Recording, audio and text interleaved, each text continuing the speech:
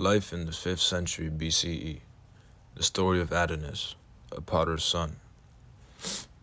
In a Greek colony of Syracuse, Sicily, this story shows everyday life, trade, religion, and political tension.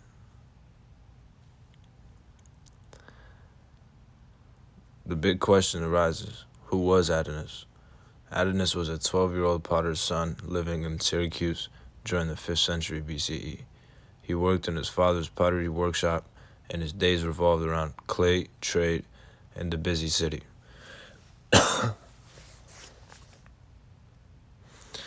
Syracuse was a powerful Greek colony, one of the richest Greek colonies in Sicily, and it was a major center for trade and culture. It was known for its strong walls, temples, and a huge harbor. It attracted merchants, sailors, and travelers. This is a map.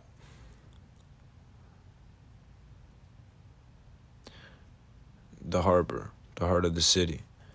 Life at the port. There were ships from Athens, Corinth, Egypt, and more.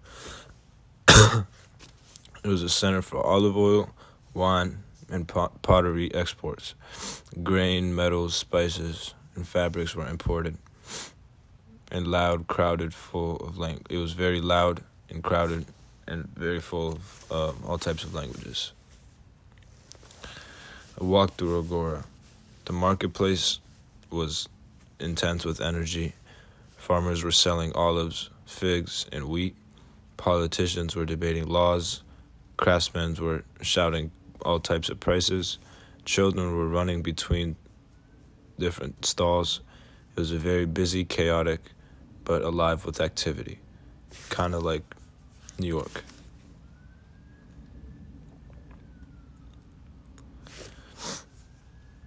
Sicels, the original inhabitants, who were working and living with the native people. And the Sicels lived in Sicily before the Greek colonies. They were mostly peaceful trade exchanges, no violence for the most part, and occasional land disputes and small conflicts. There was a cultural blending with food, pottery, and farming methods. But for the most part, it was a civilized center of trade. The Temple of Athena was meant for like religion and daily life. It was one of the largest and most important temples in Syracuse. The marble shines at sunrise, which made it very pretty and shiny and nice to look at. And people used to pray there for safe travel, harvests, for their crops, and protection from the gods. They would also do rituals with incense and music and sacrifices. Inside the pottery workshop, it was his father's craft, and they used to make red figure vases and storage jars. They used for wine, olive oil, perfumes, and offerings.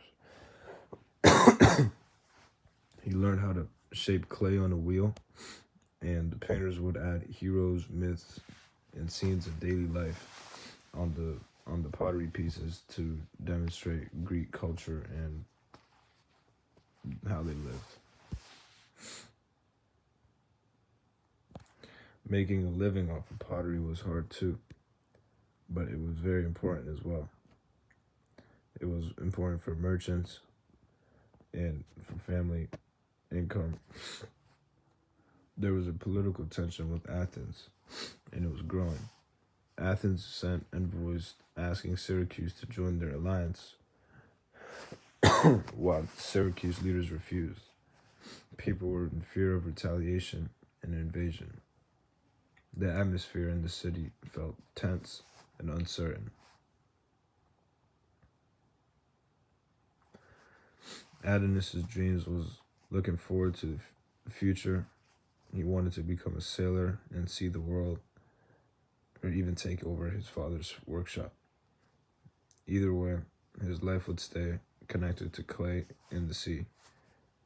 Syracuse was full of possibilities and danger.